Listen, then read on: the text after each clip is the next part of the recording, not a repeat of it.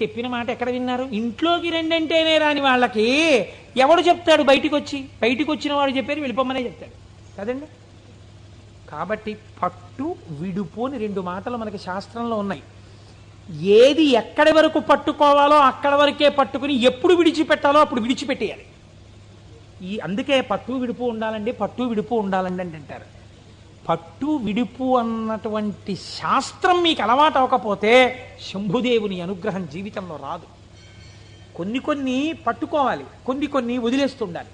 ఇది విడిచిపెట్టేయకపోతే ఇంకా నా జీవితం వెళ్ళదు, నేను అటువైపు వెళ్ళడానికి కొన్ని వదలాలని వదిలిపెడుతూ ఉండాలి. అందుకే ప్రయత్నపూర్వకంగా రాజ్యం కూడా విడిచిపెట్టి వానప్రస్థానికి వెళ్ళారు.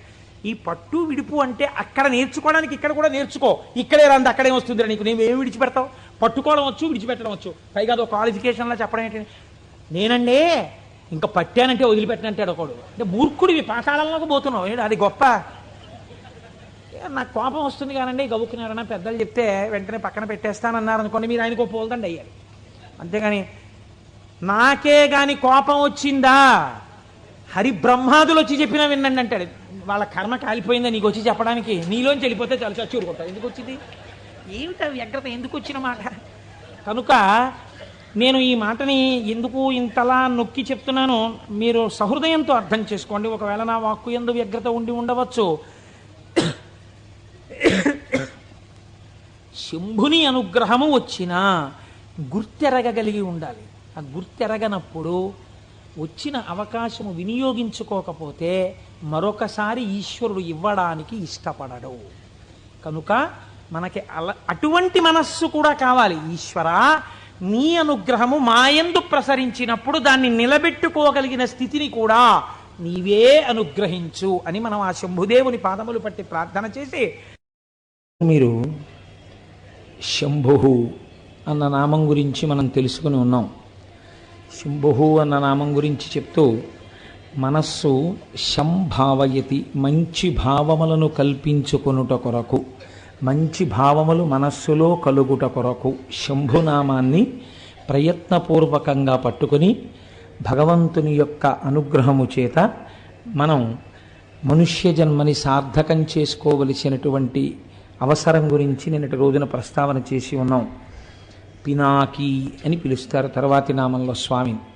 ఈ పినాకి అన్న నామం చాలా చిత్రమైంది. ఎందుచేత నేను ఈ మాట అంటున్నానంటే, మీరు రామచంద్రమూర్తి యొక్క మూర్తిని చూస్తే ఆయన చేతిలో కోదండాన్ని పట్టుకుని ఉంటారు. అది ఆయన యొక్క అసలు ఆ కోదండాన్ని విడిచిపెట్టి కూర్చున్నటువంటి మూర్తి చాలా అరుదుగా ఉంటుంది. అసలు కోదండం చేతిలో లేకుండా ఎప్పుడూ ఉండదు. చేతిలో కోదండం పట్టుకున్నటువంటి పరమశివమూర్తి నాకు తెలిసి అక్కడ కనిపించదు. శంకరుడు కోదండం పట్టుకుని నిలబడినట్టుగా రథం మీద మీలో ఎవరైనా ఎప్పుడైనా ఎక్కడైనా ఒక ఫోటోని చూసి ఉన్నారా? చూసి ఉంటే సభకి తీసుకురండి, మేము సంతోషిస్తాం. అలా ఎప్పుడైనా చూశారా? అలా చూడడం కూడా కొంచెం కష్టం. ఎందుకంటే ఆయన పట్టుకునేటటువంటి ధనస్సు సామాన్యమైన ధనస్సు కాదు. మేరు పర్వతాన్ని ధనస్సుగా పట్టుకుంటారు. శ్రీ మహావిష్ణువు చేసేటటువంటి రాక్షస సంహారానికి, శంకరుడు చేసేటటువంటి రాక్షస సంహారానికి ఒక చిన్న తేడా ఉంటుంది. శ్రీ మహావిష్ణువు రాక్షస సంహారం చేసేటప్పుడు ఆ రాక్షసుడు ఏ వరాలు కోరుకున్నాడో దానికి మినహాయింపుగా చంపడానికి వీలైనటువంటి శరీరాన్ని స్వీకరిస్తారు. శంకరుడు రాక్షస సంహారం చేస్తే తాను ఎలా ఉన్నాడో అలాగే ఉండి చేస్తాడు. అంటే ఉన్నది ఒక్క పదార్థమే, నేను రెండు పదార్థములుగా మాట్లాడటలేదు. ఈయన కొంతమందిని రాక్షసుల్ని సంహరించారు. త్రిపురాసుర సంహారం అని ఒక అద్భుతమైన ఘట్టం ఎదర వస్తుంది ఏదో ఒక రోజున, మీరు విందురు కానీ. అటువంటి సంహారం చేసినప్పుడు శంకరుడు వేరొక రూపాన్ని తీసుకుని సంహారం చెయ్యరు. ఆయన ఏ రూపంతో ఉంటారో అటువంటి సగుణమైన రూపంతోటే, అందరూ ధ్యానం చేసే రూపంతోటే సంహారం చేస్తారు. కానీ శివుడు ధనస్సు పట్టుకున్నట్టుగా మూర్తిని సాధారణంగా ఎక్కడా ఎందుకు చూపించరు? ఏ ఋషి కూడా అలా ఒక ధనస్సు పట్టుకున్నటువంటి పరమశివుని యొక్క చిత్రపటాన్ని ఊహ చేసి గీసి చూపించేటటువంటి ప్రయత్నం బహుశः లోకంలో ఎందుకు జరిగి ఉండదు? మీరు ఆలోచించండి. ఈ మాట మీకు బాగా అర్థమైతే పినాకి అనేటటువంటి నామము యొక్క అర్థము మీకు బాగా తెలుస్తుంది. ఈ నామం అర్థమైతే నేనైతే అంటాను, అసలు మన జీవితంలో కష్టము సుఖము అనేటటువంటి రెండు మాటలకు సంబంధించిన ఒక లోతైన భావన మీకు తెలిసిపోతుంది. మీరు చూడండి, శంకరుడు ధనస్సు పట్టుకున్నాడు అని మీకు ఎలా తెలుస్తుందంటే శాబ్దికముగా తెలుస్తుంది, వేదము వలన తెలుస్తుంది. వేదం అనగా యజుర్వేదములో శ్రీరుద్రం ఉంది మనకి, రుద్రాధ్యాయం. ఈ రుద్రాధ్యాయం ప్రారంభం చేస్తూనే ఒక మాట అంటుంది. ఏమంటుందంటే, నమస్తే రుద్రమన్యవ ఉతోత ఇషవే నమః, నమస్తే అస్తు ధన్వనే బాహుభ్యాముతతే నమః, యాతయిషు శివతమా శివం బభూవతే ధను, శివాశరవ్యాయాతవతయానో రుద్రమృడయా అని ప్రారంభం చేస్తుంది. ఆ తర్వాత అనువాకాలు పెడతాయనుకోండి. ఇది ప్రారంభం చేసినప్పుడు నమస్తే రుద్రమన్యవ ఉతోత ఇషవే నమః అంది ముందు. ఓ రుద్రుడా, రుద్రుడంటే అందాక శివుడే. ఓ రుద్రా, ఏమిటా కోపం మా మీద? అంత కోపంగా ఉన్నారేమిటి స్వామి? మీ కోపానికి నమస్కారం. నమస్తే రుద్రమన్యవ ఉతోత ఇషవే నమః, దీన్ని ఉభయతర నమస్కారం అంటారు. ముందు ఆ కోపం చూసి భయం వేసి, నాన్నగారండి నాన్నగారండి నేనేం చేయలేదు నాన్నగారండి అని ముందు నాన్నగారండి వెనక నాన్నగారండి పెట్టి పిల్ల మాట్లాడితే నాన్నగారి దగ్గర తొందరగా ఎలాగోలా 4 మాటలు నాన్నగారి దగ్గరికి వెళ్ళి నాన్నగారు నాన్నగారు నాన్నగారు నాన్నగారు అంటే, నాన్నగారు లేక లేక పుట్టిన ఒక్కగానొక్క ఆడపిల్ల అక్క పేరు పెట్టుకున్నానని గబాలన చల్లబడిపోయి అనవలసినంత గట్టిగా ఏమీ అనడన్న చమత్కారం తెలుసుకున్న పిల్ల తప్పు చేసినప్పుడు ముందు వెనక నాన్నగారు కలిపినట్టు భక్తులు శంకరుణ్ణి పిలిచినప్పుడు నమస్తే రుద్రమన్యువ ఉతోత ఇషవే నమః, ఈశ్వరా మీ కోపానికో నమస్కారం. ఇప్పుడు మీరు ఒకటి ఆలోచించండి, మీరు రుద్రాభిషేకం చేయడం మొదలు పెడుతూ ఏమంటున్నారు? ప్రసన్నుడైన మూర్తికి మీరు నమస్కారం చేయట్లేదు. మీ కోపానికో నమస్కారం అండి అంటే ఆయన కోపంగా ఉన్నారా లేరా? మీ కోపానికో నమస్కారం అంటే ఆయన శాంతంగా ఎందుకు ఉన్నారండి? కోపంగానే ఉన్నారు. ఇప్పుడు కోపంగా ఉన్నారు కాబట్టి ఆయన ఏం చేస్తారు? కోపంగా ఉన్నవాడు తన చేతిలో ఉన్నటువంటి ఆయుధము నుంచి బాణములను విడిచిపెడతాడు. ఇవి మిమ్మల్ని రోధింపచేస్తాయి, అంటే ఏడిపిస్తాయి. ఎందుకు ఏడిపించాలి ఆయన అలాగా? ఎందుకు ఆయన అలా ధనస్సు పట్టుకోవాలి? మీరు ఒక్కసారి ఆలోచించండి. తండ్రికి సహజంగా కూతురంటే ఎనలేని ప్రేమ. అంత ప్రేమ ఉన్న తండ్రి ఒకరోజు కూతుర్ని దెబ్బలాడాడు గట్టిగా. ఎందుకు దెబ్బలాడాడు? ఏదో తప్పు చేసింది పిల్ల, ఏదో తప్పు చేసింది కాబట్టి తండ్రి దెబ్బలాడాడు. అది కూడా తెచ్చి పెట్టుకున్నాడు కోపాన్ని. ఇలా దెబ్బలాడకపోతే కుదరదు, మళ్ళీ పిల్ల ఇలాంటి తప్పు చేయకూడదు, అందుకుని దెబ్బలాడాలి నేను, అందుకుని దెబ్బలాడుతున్నాడు ఆయన. కాబట్టి ఇప్పుడు ఆయన కోపంగా ఉన్నాడు అంటే ఏమిటి? శిక్ష వేస్తాడు ఆయన తప్పకుండా. ఓ దెబ్బ కొట్టచ్చు, లేకపోతే ఓ గిల్లచ్చు, ఏదో ఒకటి చెయ్యొచ్చు. రుద్రుడు మిమ్మల్ని అలా ముట్టుకోవడం, అలా కొట్టడం, అలా గిల్లడం చేయడు. ఆయన ఏం చేస్తాడు? తన చేతిలో ఒక ధనస్సు పట్టుకుని ఉన్నాడు. అదే మేరుపర్వతం, బంగారు ధనస్సు. దాన్ని చిత్రించడం కూడా కష్టం. ఇప్పుడు ఆ ధనస్సులోకి ఏం చేస్తాడు? 2 పక్కల బాణాల యొక్క తూణీరములు ఉన్నాయి ఆయన దగ్గర. ఈ చేత్తో పట్టుకుని ఈ చేత్తో అన్నా బాణం తీస్తాడు, ఈ చేత్తో పట్టుకుని ఈ చేత్తో అన్నా బాణం తీస్తాడు. ఇప్పుడు మీరు ఆయన వంక చూసేటప్పటికే భయంతో వణికిపోతున్నారు అసలు. అటు దీన్ని ఘోర రూపము అంటారు ఈశ్వరుడు. ఈ ఘోర రూపంతో నిలబడి ఏం చేస్తాడు? ఇంకా ఇలా తీయడానికి సిద్ధంగా ఉన్నాడు. తీసి ఎక్కువ పెట్టాడో ఉత్తర క్షణంలో ఫలితమేమి? మీ కన్నుల వెంట అశ్రుధారలు కారతాయి. ఎందుకు అసలు అలా బాణం వేయడమైనా? ఎందుకు అలా బాధ పెట్టడం? తండ్రే జగత పితరవు వందే పార్వతీ పరమేశ్వరవు అని పిలుస్తున్నామే, అటువంటి వాడు ఎందుకు అలా బాధ పెట్టడం? ఏం తండ్రి కూతురుని ఎందుకు బాధ పెట్టాడు? కూతురు ఇడిచేట్టు ఎందుకు మాట్లాడాడు? దిద్దడానికి. అలాగే మీరు చేసిన పాపము యొక్క ఫలితము ఉన్నది. మీరు ఏడిస్తే తప్ప, బాధపడితే తప్ప ఆ పాపం పోదు. కాబట్టి ఇప్పుడు ఏం చేయాలి? మిమ్మల్ని ఏడిపించాలి. ఏడిపించడానికి ఏం చేస్తున్నాడు? తీస్తున్నాడు ఆ బాణాలు. ప్రాజ్ఞత కలిగిన వాడు ఏం చేస్తాడంటే, ఈ శరీరంతో నేను ఉన్నాను అంటే నేను పాపము చేశాను, పుణ్యము చేశాను. నిన్నటి రోజు మీకు చెప్పాను, మీరు ఈ శరీరంతో ఈ లోకంలో ఉన్నారంటే మీరు సుఖాన్ని దుఃఖాన్ని కూడా అనుభవిస్తారు. తప్పు చేసేశారు, ఆ విషయంలో సందేహం లేదు, కాబట్టి దుఃఖం అనుభవించాలి. అంత దుఃఖం నేను అనుభవించలేను. నేను పాపం చేశానన్న విషయంలో మాత్రం నీతో వాదించడానికి నేను సిద్ధంగా లేను. పాపము చేసి ఉన్నాను, కానీ నన్నంత ఏడిపించద్దు, నేను తట్టుకోలేను. నేనంత ఏడిస్తే ఏమవుతుందో తెలుసా? నీ పాదముల యందు విస్మృతి కలుగుతుంది. నేను ఆ ఏడుపులో ఉండిపోతాను. ఏదో బాధ కలుగుతుంది నా మనస్సుకి. ఆ బాధలో నేను ఉండడంలో కొంతకాలము నా జీవితంలో నీ పాదములకు దూరం అయిపోతాను. నిష్ఠతో నీ పాదములు పట్టుకోలేని స్థితి నాకు వచ్చేస్తుంది. కాబట్టి ఈశ్వర, మీ కోపానికో నమస్కారం. ఈశ్వర, మీ ధనస్సుకో నమస్కారం. ఈశ్వర, మీ బాణములకో నమస్కారం. మీరు ఏం చేస్తారో తెలుసా? యాత యశు శివతమా శివం బభూవతే ధను. మేము సంతోషించే బాణాలు వేయండి. సంతోషించే బాణాలు కూడా ఉంటాయండి. బాణం వేయడం అంటే దుఃఖం కలుగుతుంది, కానీ సంతోషపెట్టే బాణాలు, దుఃఖం పెట్టే బాణాలు అని రెండు బాణాలు ఉంటాయేంటి? అంటే ఇప్పుడు ఆయన ఏం చేస్తాడు? కొట్టేటప్పుడు ఇలా మొహం పెట్టి ఇలా కొట్టాడు అనుకోండి, ఏడవాలి. మంచి సంతోషంగా తండ్రి వచ్చి, శాబాష్ నాన్న, పొంగిపోతున్నాను రా నీలాంటి కూతుర్ని చూసుకుని కొట్టాడు వీపు మీద. ఇప్పుడు దెబ్బ తగిలింది, కానీ ఇప్పుడు ఆ చురుక్కు అనిపించట్లా కూతురికి. కళ్ళంబట ఇప్పుడు నీళ్ళు వచ్చాయి. నాన్నగారండి, మీరు నన్ను అన్ని మాటలు కోరినందుకు మీ మనసు పొంగిపోయేలా నేను 5 ఏళ్ళు సంగీతం నేర్చుకుని ఒక కీర్తన పాడానండి. మీ మనస్సు ఇవాళ రంజిల్లింది. నా జీవితానికి చాలంది కూతురు. ఇప్పుడు కొట్టాడు, అప్పుడు కొట్టాడు. ఇప్పుడు కొట్టినప్పుడు కళ్ళంబటి నీళ్ళు వచ్చాయి, అప్పుడు కొట్టినప్పుడు కళ్ళంబటి నీళ్ళు వచ్చాయి. ఈ కొట్టిన కళ్ళంబట నీళ్ళు ఏమున్నాయో అవి వచ్చేట్టు కొట్టు మమ్మల్ని అంటే అలా ఎలా చేస్తాం? మరి పుణ్యం ఏది? నాకు పుణ్యం లేదు కదా.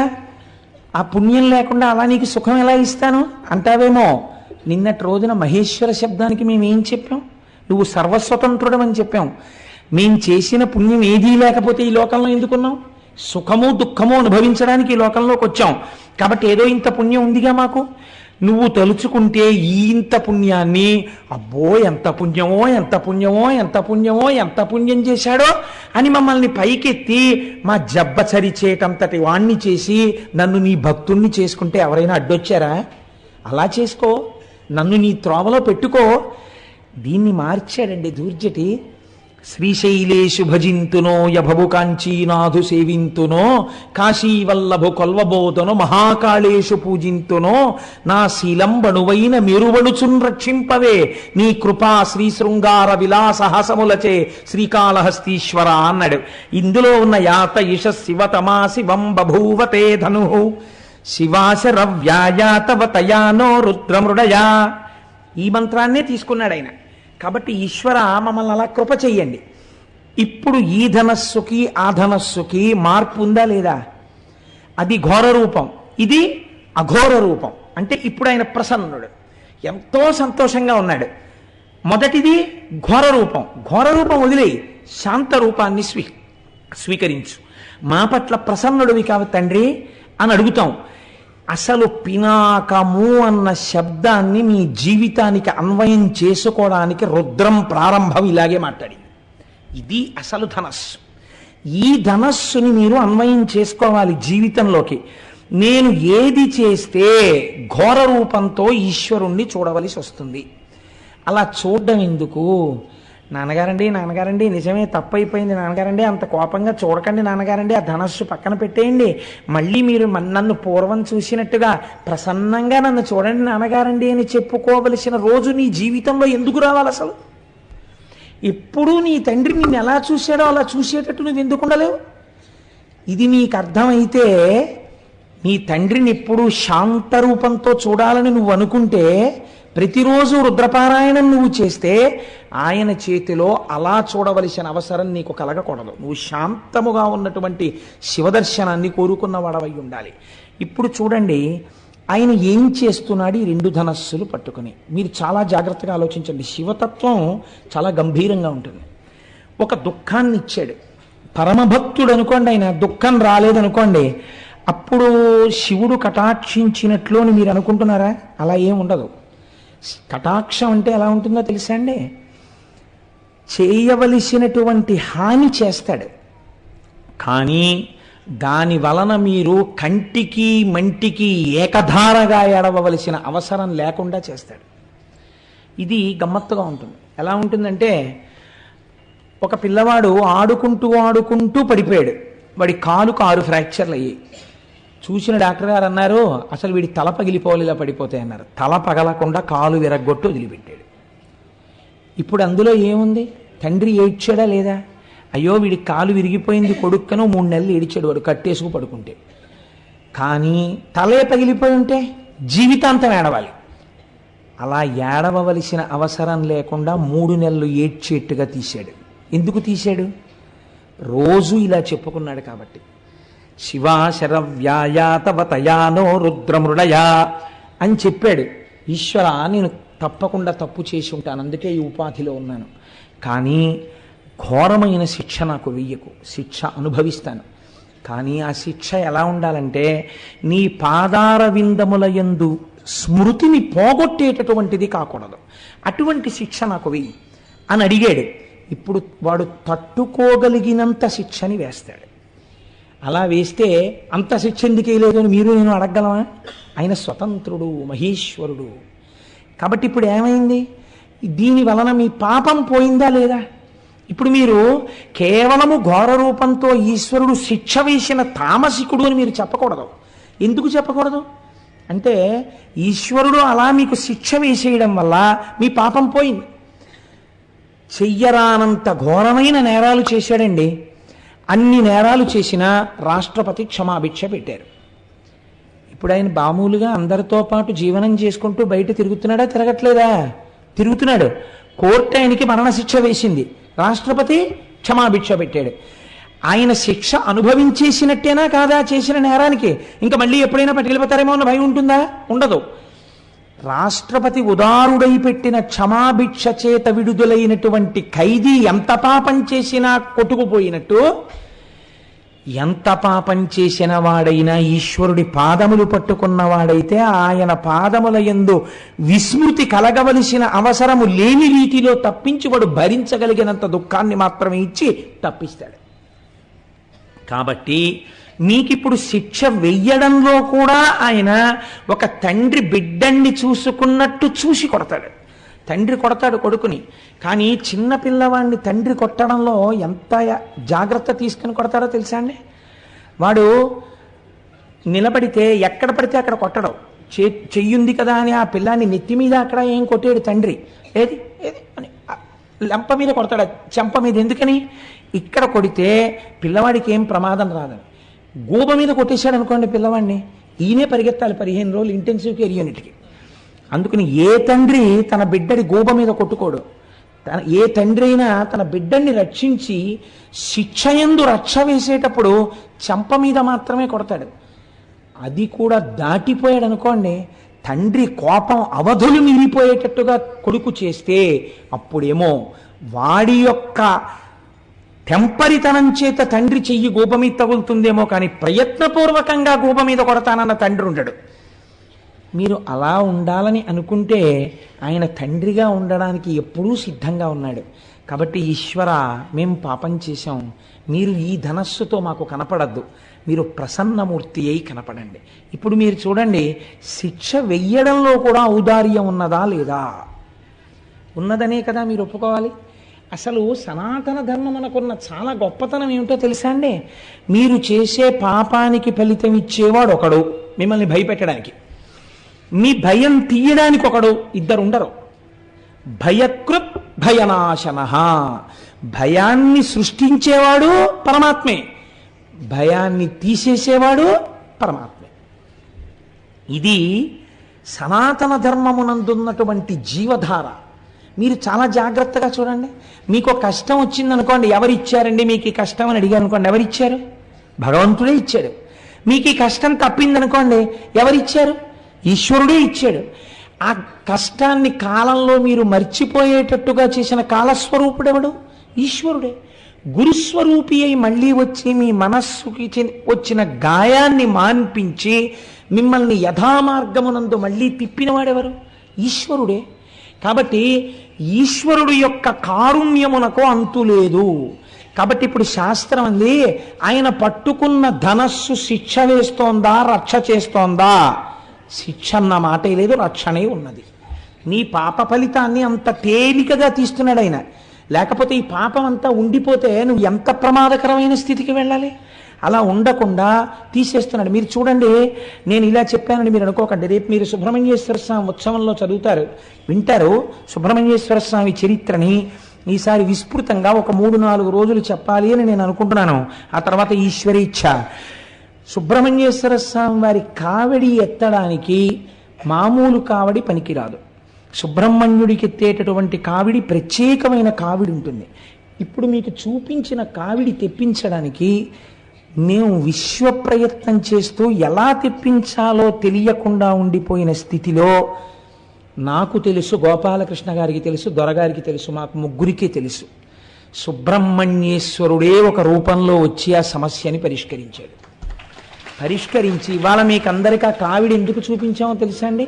అందుకే చూపించమని చెప్పాను నేను. ఆ కావిడి, ఆ కావిడి పట్టుకోవాలి. సుబ్రహ్మణ్యుడు వరం ఇచ్చాడు. ఎవరు ఆ కావిడిని ఇలా పట్టుకుని దానికి పాలకుండ పెట్టి పట్టుకుని వస్తారో వాళ్ళకి ఆచంద్ర తారార్కము వంశం ఆగకుండా నేను చూస్తానని వరం ఇచ్చాడు. ఆ ఘట్టాన్ని మీకు నేను చూపిస్తాను. సుబ్రహ్మణ్యేశ్వర స్వామి చరిత్ర చెప్పినప్పుడు ఈశ్వరుడు కారుణికుడు. నాగదోషం ఉంటే, సర్పదోషం ఉంటే సంతానమునకు ప్రతిబంధకం వస్తుంది. అదే ఈశ్వరుడు ఆ ప్రతిబంధకమునకు విరుగుడు చెప్పాడు. ఇలా కావిడి పట్టుకుని రా భుజం మీద, చాలు నీకు ఆ దోషాన్ని తీసేస్తాను. ఎప్పుడు? ఇప్పుడు బిడ్డలు ఉండొచ్చు, ఏమో 6 తరాల తర్వాత ఆ బాధ నీ వంశంలో ఇహలాదు, తీసేశాను.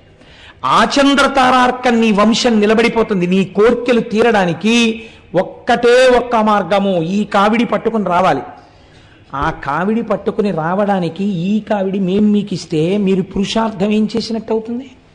దానికోసం మీ దగ్గర 500 రూపాయలు తీసుకోవడం తప్ప ఆ 500 రూపాయలు లేకపోతే ఈ 1,00,000 రూపాయల ఖర్చునో ఎవరితోనో ఇప్పించి ఉత్సవం నిర్వహించలేక కాదు. అలా చెయ్యకూడదు. అది శాస్త్ర మర్యాద కాదు. పురుషార్థము అని మన కష్టార్జితాన్ని అక్కడ వెచ్చించాలి. అప్పుడు దాని వలన ఏమవుతుందంటే మీ చెమటని కొంత ఆదాయాన్ని మీరు ఈశ్వరుడి దగ్గర ఒడ్డారు కనుక ఆ పాపము ప్రతిహతమవుతుంది. ఎంతమందికి ఇవ్వగలం దాన్ని? ఇప్పుడు ఆ తారీఖు లోపల అన్ని తయారైపోవాలి. అన్ని కావిళ్ళు, ఎన్ని కావిళ్ళు తయారు చేయగలరు? అలాగని ఎన్నో కావిళ్ళు చేసేస్తే కూర్చోబెట్టి అంత అందంగా క్రతువు ఎలా చేయగలం? అందుకని దాన్ని ఇప్పటికే దాని గురించి ఎంతో ప్రెషర్ ఉన్నా 200 మందికి మాత్రమే రెస్ట్రిక్ట్ చేయడానికి కారణం అది. కళ్యాణం వరకు ఆ రోజున వల్లీ కళ్యాణం చాలా అరుదుగా జరుగుతుంది. వల్లీ కళ్యాణం జరిగిన రోజున కూడా కేవలం స్వార్థంతో కొంతమందిమే ఇందులో వెళ్ళి నిలబడిపోవడం మా కోరిక కాదు. ఎవరికి ఈ ఉత్సవంలో టిక్కెట్ ఉన్నాయో వాళ్ళందరికీ ఈశ్వరానుగ్రహం కలగడం కోసం కళ్యాణ సామాగ్రి కూడా మీ చేతులతోనే పట్టుకుని మనందరం ఊరిని ఈ ఉత్సవానికి ఇక్కడ ప్రదక్షిణం చేసి అయ్యప్ప స్వామికి చూపించి, పైన సుబ్రహ్మణ్యుడు ప్రతిష్ఠ అయి ఉన్నాడు, స్వామికి చూపించి వాళ్ళు వచ్చి కళ్యాణానికి సంబరాలు ఇస్తారు. ఇక్కడ దాన్ని ఎంత ప్రయోజనకరంగా చేయించగలమన్న దాని గురించి మేము ఆలోచిస్తున్నాం. ఒకవేళ 500 కట్టలేని వాళ్ళు ఉంటారు, ఏ కారణం చేతనైనా, లేదా దంపతులుగా రాలేకపోయిన వాళ్ళు ఉంటారు ఆ రోజున. వాళ్ళకి ఎలా మరి అంటే వాళ్ళ కోసమే అభిషేకం ఏర్పాటు చేశాం. అభిషేకాన్ని చూస్తూ కూర్చుంటే చాలు. ఆయన మహానుభావుడు సుబ్రహ్మణ్య మంత్రోపాసకుడు అడగగానే అంగీకరించారు. ఒక పీఠాధిపతి పరమహంస వారు వచ్చి విజయం చేసి వేదిక మీద కూర్చుని కార్యక్రమానికి ఆధ్వర్యం వహించి ఈ 200 మందికి అగ్రభాగాన వారు నడుస్తూ వారితో కలిసి నడుస్తారు వీళ్ళు. ఇది నేను ఎందుకు సమన్వయం చేసి మీకు చెప్పానంటే కేవలం మీకు జరుగుతున్న సత్యాన్ని ఆవిష్కరించడం ఒక ప్రయోజనం. రెండవ ప్రయోజనం మీరు చూడండి, ఎప్పుడో రాబోయేటటువంటి ప్రమాదానికి మీరు ప్రయత్నపూర్వకమైనటువంటి విరుగుడు వేదములు ప్రతిపాదన చేసి ఉన్నాయి. నువ్వు ఈ కర్మ చెయ్యి, నీకు ఇబ్బంది రాదు అని మనకి చెప్తోంది శాస్త్రం. లేకపోతే అభిషేక ప్రక్రియ ఎందుకు వచ్చింది? హోమం ఎందుకు వచ్చింది? ఎందుకు వల్లీ కళ్యాణం వచ్చింది? ఎందుకు కావిడి వచ్చింది? ఒక ప్రయోజనాన్ని ఇప్పుడు అన్ని వేళలా మళ్ళీ అస్తమానం శివమహాపురాణం చెప్తామా? శివమహాపురాణం చెప్తేనే సుబ్రహ్మణ్యేశ్వర స్వామి వారి చరిత్ర పూర్ణంగా వస్తుంది. పూర్ణంగా సుబ్రహ్మణ్యేశ్వర స్వామి చరిత్ర విని అనుసంధానం చేసి కళ్యాణం చేసుకోవడం ఎంత మహత్తరమైన భాగ్యం అది. సంపూర్ణ రామాయణం చెప్పి పట్టాభిషేకం అన్ని సంవత్సరాలు జరుగుతాయా? ఈశ్వరానుగ్రహం కలిగింది, 1 సంవత్సరం చేశాం. అలా పునఃపునః కాకినాడలో జరగాలనే నా కోరిక. అది నా ఉద్దేశం. నేను చెప్పాను కాబట్టి నా ఒక్కడితోటే ఆ కళ్యాణం అలాగే ఉండాలి తప్ప వేరెవరో ఏదో అలాంటివి జరగకూడదని నా స్వార్థం నాకు ఎన్నడూ లేదు. పునఃపునగా ఏడాదికి 10 మాటలు సంపూర్ణ రామాయణం కాకినాడలో జరిగితే సంతోషించే వాళ్ళలో ప్రథముండి నేను. కాబట్టి మీరు చూడండి, శాస్త్రం అంది అందుచేత పాతి జగదిది పినాకం అంది. ఇక్కడ చెప్పింది వ్యుత్పత్తి. ఇప్పుడు ఈ ధనస్సు ఏం చేస్తోంది? ఈ ధనస్సు మీకు ఘోర రూపముతో పాప ఫలితమునిచ్చినా అఘోర రూపముతో సుఖమునిచ్చినా అది చేస్తున్నది మీ యొక్క రక్షణయే. కనుక లోకములను రక్షించగలిగినటువంటి ధనస్సు. ఆ ధనస్సు దేన్ని రక్షిస్తుంది? ఒక్కరిని, ఇద్దరిని, ముగ్గురిని కాదు. ఎన్ని కోట్ల మంది ఉన్నారో, ఎన్ని బ్రహ్మాండాలున్నాయో, ఇన్ని బ్రహ్మాండములనన్నింటినీ, ఇన్ని జీవుల్ని రక్షించగలిగినటువంటి ధనస్సు ఆయన చేతి యందున్న ధనస్సు. అందుకే రుద్రం ఆ ధనస్సుని అంత స్తోత్రం చేసింది. అటువంటి ధనస్సు కలిగిన వాడా ఓ రుద్రుడా, ఆ నీ చేతిలో ఉన్నది పినాకము. అయితే మీరు ఇక్కడ ఒక్క విషయం ఆలోచించండి.